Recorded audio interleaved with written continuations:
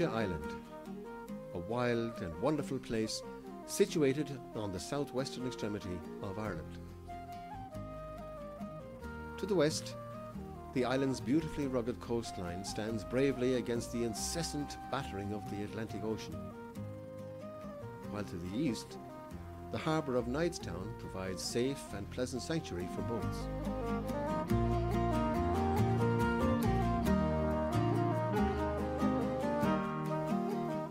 For centuries, the people here have lived off the sea and land, just as island communities throughout the west of Ireland have. Valentia, however, is an island with a difference. For most of its history, the island and its Gaelic-speaking community had remained isolated, hidden beyond the fastness of the wild Kerry Mountains. In 1866, however, the name of Valentia would reverberate around the globe, as the island played host to an event which would radically change the world: the successful completion of the first transatlantic cable.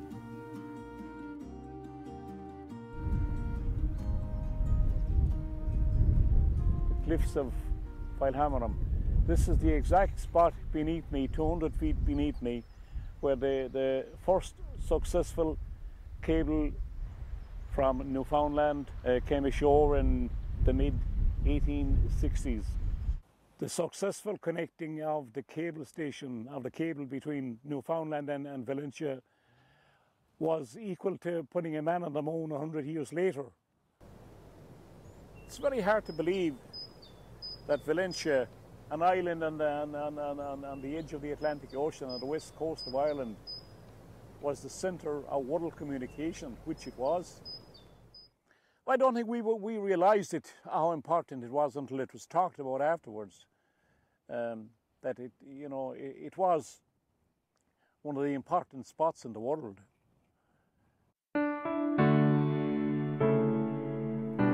The audacious concept of connecting two continents was the brainchild of an American entrepreneur, Cyrus Field.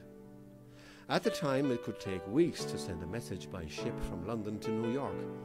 Field was both bold and brave enough to believe that instant communication was possible. To put a cable across the ocean was a big deal in the 19th century. And it was cutting edge, as we say, in terms of the science and technology. And I'd say things that were necessary before you could do that. First of all, you needed the telegraph, which was practical only in the 1840s.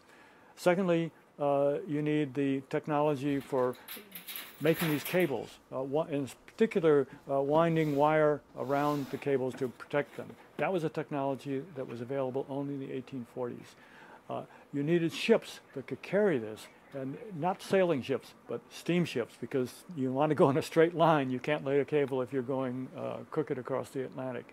So we're talking about doing something that hadn't been done before, was impossible before, and these guys were stretching, well, they were stretching beyond the technology. When Cyrus Field looked at a map of the world, he saw that Newfoundland was the furthest point east in North America. As he traced his way across the Atlantic to the nearest point in Europe, his finger came to rest on a little-known island called Valentia. For more than a decade, Cyrus Field pursued his dream, securing investors, developing the technology, and sourcing suitable vessels that could carry and lay over 2,000 miles of cable. Oh, it was an amazing enterprise. When it was first planned in the 1850s, the longest cable that had been laid was about 100 miles. And most of the cables were between England and Ireland, England and mainland Europe. And here comes Cyrus Field in New York, and he proposes a cable across the Atlantic, 2,000 miles from Ireland to Newfoundland. But it took a bold visionary, I think, to see that it could be done. And he took, I think, 30 voyages across the Atlantic by ship. And he got seasick on every one of them, so it gives you an idea of his persistence. After 12 years of dogged perseverance, 5 attempts, endless trials and tribulations, Field finally succeeded.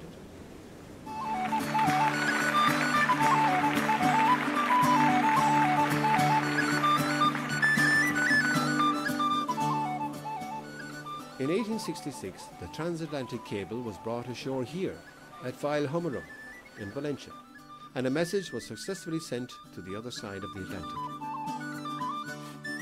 The excitement it caused, there were hundreds of people here all around us, and there were 5 or 6 ships involved, of course.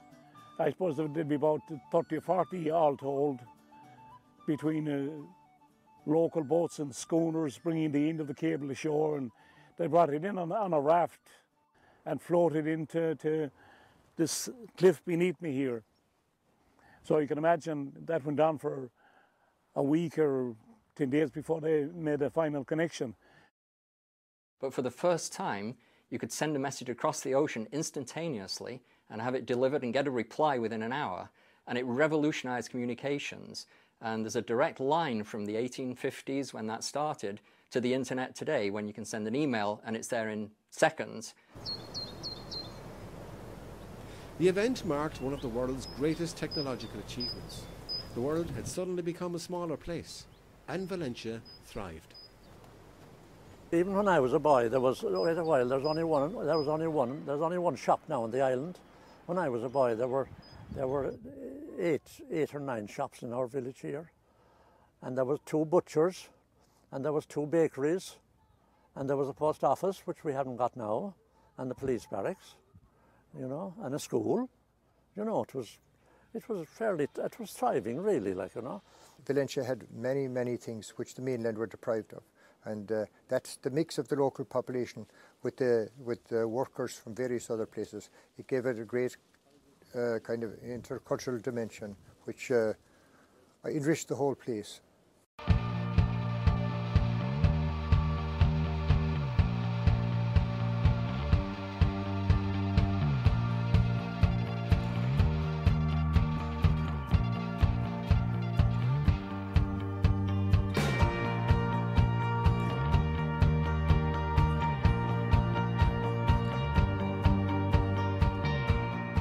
The successful completion of the cable may have had a major impact on island life, but its global significance was mind-blowing, both politically and commercially.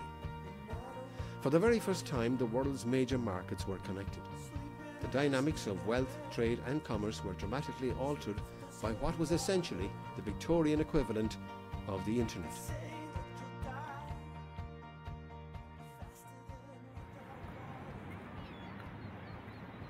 Its main impact was on economics and politics, of course. I mean, the average person did not send a telegram because of the cost in the early days. That changed later, of course. But the main investors in the cable were businessmen, particularly people like the Manchester cotton men, who, if they knew the price of cotton in America and could put an order in for a ship to be delivered, a shipload to be delivered to Manchester, they could make tremendous profits by having that advanced knowledge of the price within a few seconds or an hour or more, instead of in 3 weeks or more. Within another 6-7 years, all of the major countries of the world were joined by these cables, from Britain to India to Australia, China, and so forth. And now you had a world communication system. This was the beginning of what we might call an international network, what we use today as the internet, if you like. The cable industry would flourish for the next 100 years or so. But with the advent of new technology, the existing system of telegraphy was gradually rendered obsolete. And in 1966, the last cable station on Valentia finally closed.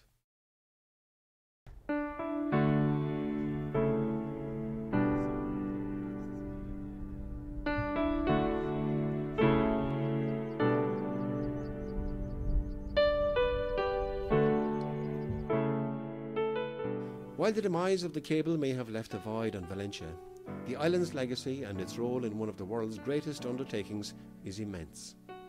By an accident of geography, an isolated Irish island had been catapulted onto the world stage. The impact on the island was tremendous from a business, sporting, cultural, in many, many aspects. It left a lasting impact. Oh, Valentia was in the forefront, definitely.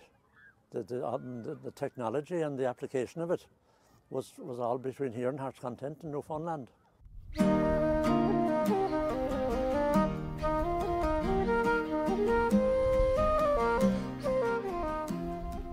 this little room here, that's where the machinery was kept, the important machinery making the connection to the cables.